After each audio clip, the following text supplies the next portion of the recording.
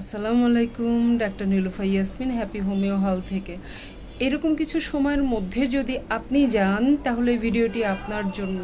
সময়টা হচ্ছে আপনি যদি দীর্ঘদিন ধরে ঘুম হচ্ছে না, এরকম সমস্যায় ভুগেন, ডিপ্রেশন, হতাশা, মন খারাপ, কোনো কিছু ভালো লাগছে না, হাত পা ঝিনঝিন করছে, কোনো কাজকর্মের শক্তি পাচ্ছেন না, একটু পরপর শুয়ে পড়ছেন, খুব ক্লান্তিময় শরীর, তাহলে আপনাকে 3টা টেস্ট করে দেখে নিতে হবে। কোন 3টা টেস্ট?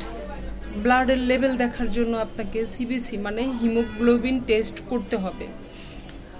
এরপরে আপনার থাইরয়েড টেস্ট করতে হবে। থাইরয়েডের মধ্যে TSH আর FT4 এই টেস্টটা করে নেবেন।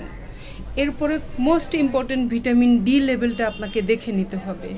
এই 3টা টেস্ট যদি করেন তাহলে বুঝতে পারবেন যে আপনার এত ক্লান্তি, খারাপ লাগা কোথা থেকে আসতেছে। আর ভিডিওটি ভালো লাগলে শেয়ার করবেন, কারণ এই তথ্যগুলো আরও অনেকে জানতে পারবে, অনেকের উপকার হবে। ভিডিওটি ভালো লাগলে আমার চ্যানেলটি সাবস্ক্রাইব করবেন, কমেন্টস করবেন, ভালো থাকবেন, নিজের যত্ন নেবেন। আল্লাহ হাফেজ।